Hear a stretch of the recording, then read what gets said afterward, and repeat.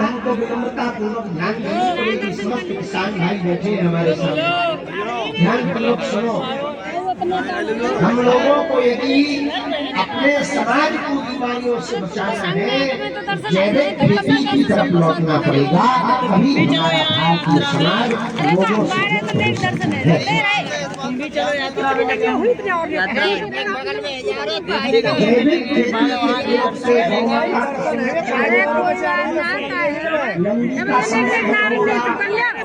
अरे वो पढ़ाई आज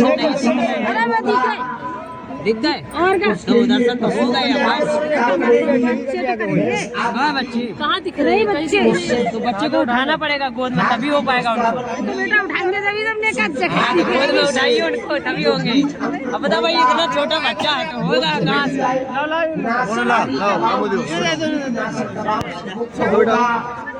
उस बीज अंकुरित से जो बीज हुए उत्पन्न, उस बीज से जो भी अन्न उपज होगी, उसे जब समाज में भारत में पहुंचाया जाएगा तो वो शुद्ध होगा। उससे बनने वाली रोटियां जो खाएगा वो भी शुद्ध होगी, तो बीमारियां भी कम आएंगी।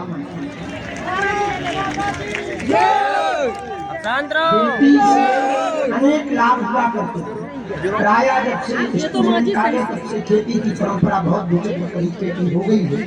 पहले नहीं तो बैल की जरूरत पड़ती थी, गाय की जरूरत पड़ती थी, मेड़ पे रोकने के लिए पेड़ की जरूरत पड़ती थी। कोई पेड़ ना सही तो बेली का पेड़ लगा देते थे। एक बात हम विनम्रता पूर्वक कहना चाह रहे हैं पूरे भारतवर्ष से, आप संत और ग्रंथ के प्रति को श्रद्धा रखते हो, भारत माता, गाय माता, गंगा माता के प्रति तो आप श्रद्धा रखते ही हो। दो लोगों को यदि आप अपना रियल हीरो मान लोगे तो निश्चित रूप से समाज बहुत बदल जाएगा। एक भारतीय आर्मी के जवान को और दूसरा खेतों के किसान। हमने आर्मी के प्रति देखा है कि जितनी 15 अगस्त 26 जनवरी को श्रद्धा निकलती है, बाद में अपनी होती नहीं। वही जवान, वही हमारे वीर सैनिक जब अपने घर के लिए छुट्टी लेकर लौटते हैं, ट्रेन में सीट नहीं मिलती है, बेचारे कागज बिछा करके, अखबार बिछा करके दरवाजे के नजदीक में जहाँ पर वॉशरूम का स्थान होता है, बाथरूम के पास में भी वहीं सामने में डाल लेते हैं। बेचारे अपना बैग लिए हुए बैठे रहते हैं। और बड़े बड़े मठाधीश, बड़े बड़े श्रीमंत, बड़े बड़े सेठ साहूकार, बड़े बड़े राजनीतिज्ञ सीट पर पड़े पड़े देखते रहते हैं। एक बार भी उनके मन में ये नहीं निकलता कि भैया तुम सरहद पर जब जागते हो तो हम लोग चैन से सो पाते हैं। आओ आज हम यहाँ बैठ जाते हैं, तुम सीट पर सो जाओ। यदि ये समाज में बदलाव आ जाए तो बहुत परिवर्तन हो जाएगा। किसानों की बात को यदि गंभीरता से सुना जाए तो समाज में बहुत बदलाव हो जाएगा। हमको लगता है ये दोनों देश में बहुत आवश्यक है। यदि किसान नहीं रहेंगे तो भोजन की व्यवस्था नहीं हो पाएगी, जवान नहीं रहेंगे, देश के सैनिक नहीं रहेंगे तो तुम्हारे जीवन की व्यवस्था नहीं हो पाएगी।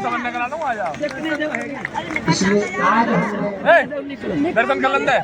हमने ये विचार किया कि हम लोग आज की पदयात्रा किसानों के लिए समर्पित करेंगे।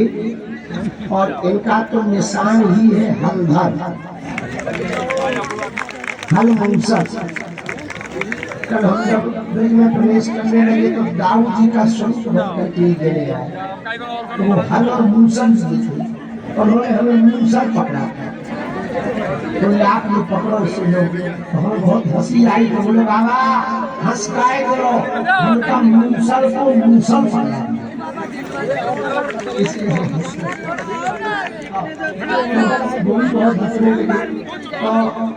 दाऊद दादा का तो जितने ब्रजवासी है ध्यान पूर्वक सुनो, हमारे दाऊद दादा के तो कंधे पर ही हल रहता है, इसलिए उनको हलधर भी कहते हैं। ये हाल बन थोड़ा सा और पर अब किसानों में इतना को ये प्रसन्नता हो रही है कि निश्चित रूप से कालांतर में पूरे समाज का ध्यान किसानों के प्रति जाएगा। चलो हो गया अभी दिख लो एक बात और सुनो, बड़ी क्षेत्र में श्री धाम वृंदावन तक ये पदयात्रा जाएगी। परसों यानी 16 तारीख को दोपहर 12 बजे का वो दिन होगा छठी कला में, जब लाखों सनातनी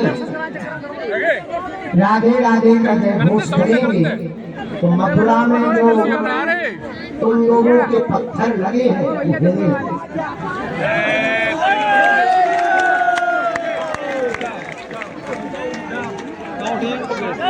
आवाज की दूर से हिंदी आदमी नहीं रहे क्योंकि कानून हम लोगों को अपने हाथ में नहीं लेना है।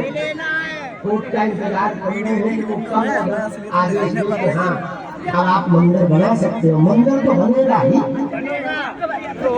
लेकिन 16 तारीख को वो ऐतिहासिक दिन होगा जब संपूर्ण हिंदू समाज और संपूर्ण गुजराती 12 बजे परसों छठी कला में जोर से जय घोष लगाएंगे। राधे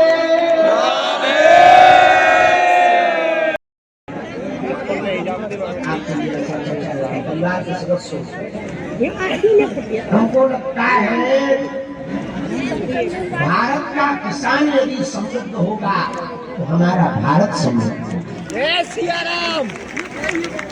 और निश्चित रूप से उनके कार्य बहुत अभूतपूर्व है, तो बहुत अभूतपूर्व तरीके से वो कार्य कर रहे हैं।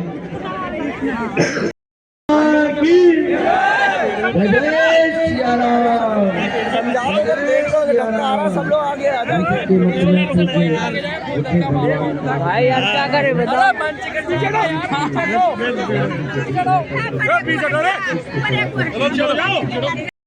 जा रहा भाई यार धक्का दे